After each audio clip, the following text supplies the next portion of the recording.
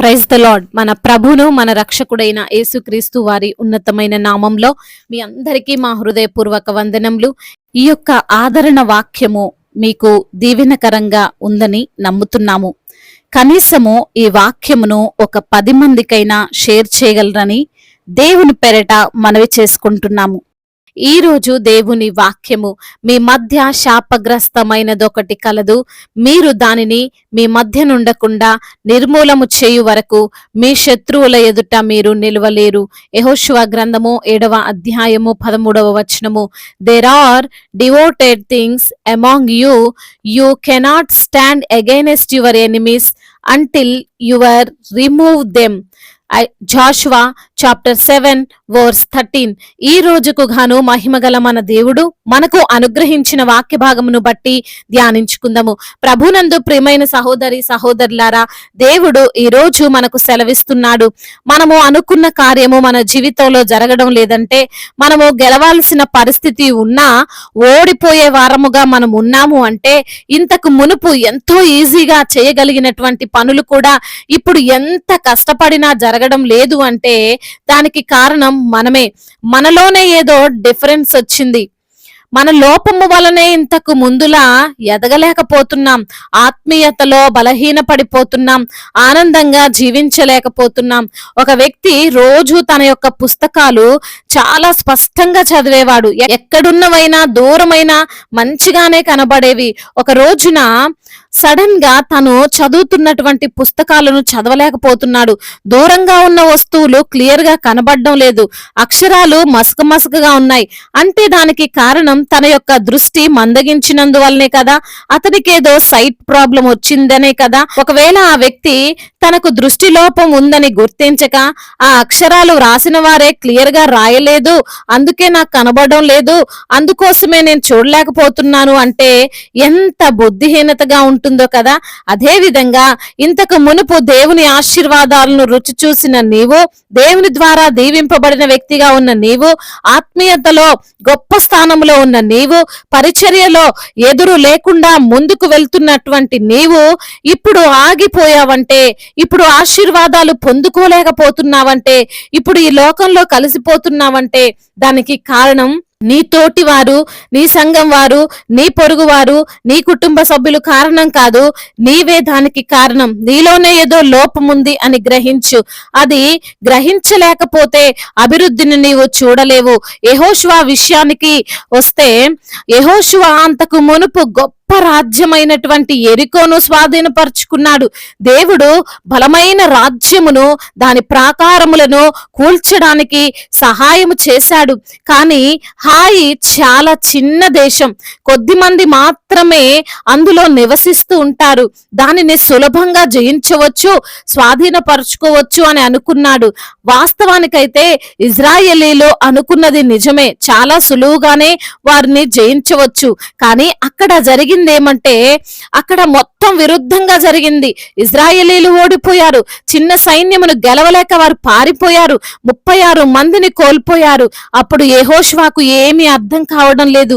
ఎంతో గొప్ప సైన్యములను సైతము జయించగలిగినటువంటి మేము ఇప్పుడు ఎందుకు ఓడిపోయాము, ఎందుకు మేము వెనుదిరిగిపోయాము అని ఆలోచించడం మొదలు పెట్టారు. దేవుని దగ్గర విచారణ చేస్తే, దేవుని దగ్గర వారు మొర్ర పెట్టుకుంటే తెలిసిందేమిటంటే, దేవుని యొక్క మాటను వారు లెక్క చేయక యెరికోలోని శాపగ్రస్తమైనటువంటి వెండి బంగారం కోసం వారు ఆశపడి ఒక వ్యక్తి చేసినటువంటి తప్పు ఇజ్రాయేలీలకు శాపంగా మారింది, వారి యొక్క ఓటమికి కారణమైంది అని. ఆకాను చేసినటువంటి తప్పు వలన ఇజ్రాయేలీలు ఓడిపోవడమే కాదు, 36 మందిని కోల్పోయారు. ఈ రోజున ఈ మాటలు వింటున్న ప్రియమైన సహోదరి సహోదరుడా, నీకు తెలుసో నీకు తెలియకనో నీవు చేసేటువంటి పొరపాటు బహుశా నీకు శాపంగా మార్చబడి ఉంటుంది. అందుకేనేమో నీవు ఏది చేయాలనుకున్నా అందులో ఫలమును చూడలేకపోతున్నావు. అందుకేనేమో నీవు కోరుకున్నది, నీవు అనుకున్నది నీవు పొందుకోలేకపోతున్నావు. ఒక్కసారి యెహోషువ వలె దేవుని సన్నిధిలో మొర్రపెట్టు. ఎందుకు నా యొక్క ఈ సమస్యకు పరిష్కారము దొరకడం లేదు, ఎందుకు నేను అనుకున్న కార్యాలు జరగడం లేదు, ఎందుకు ప్రభువా నాకు ఈ అనారోగ్యం వచ్చింది, ఎందుకయ్యా నా కుటుంబములో ఈ మనస్పర్ధలు వస్తున్నాయి అని దేవుని యొక్క పాద చెంత చేరి నీవు అడుగు. ఆయన నీవు చేసినటువంటి తప్పును నీకు తెలియజేస్తాడు, నీ పొరపాట్లను నీకు జ్ఞాపకం చేస్తాడు. ఒకవేళ ఆ తప్పు నీలో ఉంచుకొని ఎంతగా ప్రయత్నించినా, ఎంతగా పోరాటం చేసినా, ఎంతగా దేవుని సన్నిధిలో ప్రార్థన చేసినా, ఎంతగా నీ బలము, నీ అధికారము, నీ సంపదను ఉపయోగించినా నీవు నీ శత్రువైన సమస్య పైన, నీ శత్రువులైన శోధనలపైన, బాధలపైన విజయాన్ని నువ్వు సాధించలేవు. దేవుడు తెలియజేసిన తరువాత యెహోషువ ఆకానును శిక్షించి తరువాత యుద్ధానికి వెళ్ళగా విజయం సాధించినట్లు లేఖనములు సెలవిస్తున్నాయి. ఈ రోజున మనం కూడా మన యొక్క లోపాలు, మన యొక్క పాపాలు దేవుడు తెలియపరచిన తరువాత వాటిని మనలో నుండి తీసివేసుకొని వాటిని వదిలిపెట్టి ముందుకు వెళ్ళగలిగితే తప్పకుండా మనము కూడా శత్రువుల వంటి మన సమస్యల పైన విజయం సాధిస్తాము. దేవుడు ఈ మాటలను దీవించి మన హృదయములో ఫలింపచేయునుగాక. వాక్య భాగమును బట్టి ప్రార్థించుకుందాము. ప్రతి ఒక్కరు కూడా ప్రార్థనలో ఏకీభవించగలరు. ప్రార్థన. మహాశక్తి సంపన్నుడా, మహోన్నతుడా, కృపా కనికరములు కలిగిన దేవా, జీవాధిపతి, మీకు వందనాలయ, స్తోత్రాలు ప్రభువా. అవునయ్యా, మా మధ్య శాపగ్రస్తమైనదేదో అది మేము తొలగించుకొని ప్రభువా, మరి ఈ నూతన సంవత్సరములో మరి తండ్రి మీ యొక్క వాగ్దానము ప్రకారంగా మేము నడుచుకుంటే మాకు విజయాన్ని ఇస్తారని, ఆ శాపగ్రస్తమైనవి మాలో లేకుండా మరి ప్రభువా వాటన్నిటిని యేసు నామములో కొట్టివేసి తీసివేసి ప్రభువా మమ్మల్ని పరిశుద్ధపరచి మాకు విజయం ఇచ్చేవారుగా ఉండమని తండ్రి ప్రార్థిస్తున్నాము ప్రభువా. ఈ రోజున ఎందరైతే బిడ్డలు వాక్యమును విని ప్రార్థనలో ఏకీభవిస్తున్నారో ప్రతి బిడ్డను మీరు పేరు పేరున దీవించండి అయ్యా, ఆశీర్వదించండి, బలపరచండి. వారికున్న సమస్యలు, వారికున్న శోధనలు అన్నిటి నుండి కూడా విడుదల దయచేయండి. అనారోగ్యముతో బాధపడుతున్న ప్రతి బిడ్డను తండ్రి మీరు తాకి సంపూర్ణ స్వస్థతను దయచేయండి. మరి తండ్రి అయ్యా, ఎందరైతే బిడ్డలు హాస్పిటల్ బెడ్స్ పై ఉన్నారో ప్రభువా వారికి సంపూర్ణ ఆరోగ్యమును, విడుదలను దయచేసి మీ సన్నిధిలో సాక్షులుగా వారిని నిలవబెట్టండి తండ్రి. కుటుంబంలో కలహాలు, కుటుంబంలో మనస్పర్ధలు, భార్యాభర్తల మధ్య విభేదాలు, తగాదాలు వాటన్నిటి నుంచి విడుదల దయచేయండి. ఒకరినొకరు అర్థం చేసుకుని జీవించేటువంటి భాగ్యాన్ని దయచేయండి ప్రభువా. అప్పుల భారాల నుండి విడిపించండి, ఆర్థిక సమస్యల నుండి అయా వారికి విడుదలను అనుగ్రహించండి. అప్పు తీసుకునే బిడ్డలుగా కాకుండా అప్పు ఇచ్చే బిడ్డలుగా వారిని ఆశీర్వదించండి. చిన్న బిడ్డలందరినీ కాచి కాపాడండి. యవన బిడ్డలందరికీ మీరు తోడుగా ఉండండి. యవన వయసులో మీ కాడిని మోసే కృప దయచేయండి. మీ యందు భయభక్తులు కలిగినటువంటి జీవితాన్ని వారికి మీరు ప్రసాదించండి. వివాహాల విషయంలో మీ చిత్తమేదో బిడ్డలకు బయలుపరచమని బ్రతిమిలాడుకుంటున్నాము తండ్రి. వ్యాపారాలు చేసుకుంటున్న వారిని దీవించండి ప్రభా. వారి వ్యాపారము తండ్రి అయా ఫలింప చేయండి తండ్రి. అదే విధంగా కోర్టు సమస్యల నుండి విడుదల దయచేయండి. భూతగాథ సమస్యలన్నిటి నుంచి కూడా విడుదల దయచేయండి. ఎన్నో సంవత్సరాలుగా పెండింగ్ లో ఉన్నటువంటి కోర్టు కేసులు యేసు నామములో కొట్టివేయండి ప్రభా. రక్షణ లేని బిడ్డలకు రక్షణను దయచేయండి. మారు మనసు లేక ఉన్నటువంటి బిడ్డలకు మారు మనసును దయచేయండి. బాప్తిసం తీసుకొని బిడ్డల హృదయాలను మీరు ప్రేరేపించండి.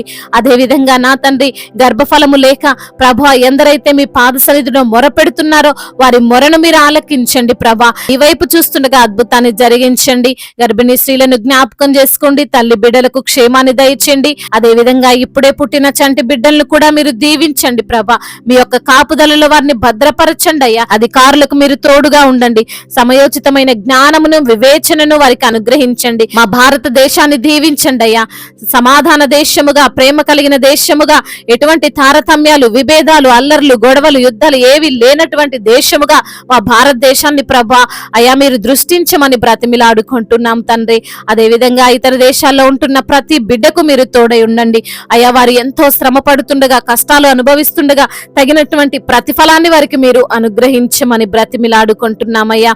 అదే విధంగా దైవ సేవకులందరికీ మీరు తోడుగా ఉండండి ప్రభా.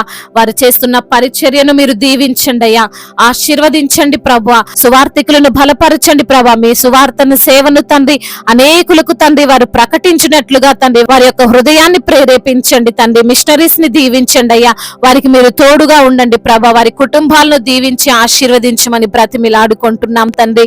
అదే విధంగా నా ప్రభా, విధవరాల పక్షముగా ఉండి మీరే న్యాయము తీర్చండి.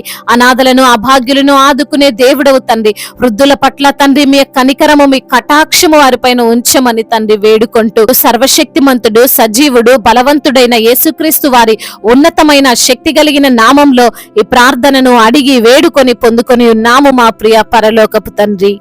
ఆమేన్. ఈ రోజు పెళ్లి రోజు మరియు పుట్టినరోజు జరుపుకున్న వారందరినీ దేవుడు దీవించి సకల మేలులతో, ఆశీర్వాదములతో, కృపా క్షేమములతో, శాంతి సమాధానముతో, మెండైన దీవెనలతో దేవుడు మిమ్మల్ని నింపునుగాక. మీ యొక్క ప్రార్థన అవసరతలను మాకు తెలియజేయగలరు. మీ కొరకు మేము తప్పక ప్రార్థిస్తాము. మొదటిసారిగా మన యొక్క ఆదరణ వాక్యం చూస్తున్నట్లయితే తప్పకుండా సబ్స్క్రైబ్ చేసుకోగలరు. ఈ వాక్యము మీకు ఆశీర్వాదకరముగా ఉండినట్లయితే అనేకులకు కూడా ఈ వాక్యాన్ని పంపి మీరు కూడా దేవుని యొక్క రాజ్య సువార్తలో పాలిభాగస్తులు కావాలని దేవుని పేరట మనవి చేసుకుంటున్నాను. May God bless you all. దేవుడు మిమ్మల్ని దీవించి బలపరిచి స్థిరపరచునుగాక.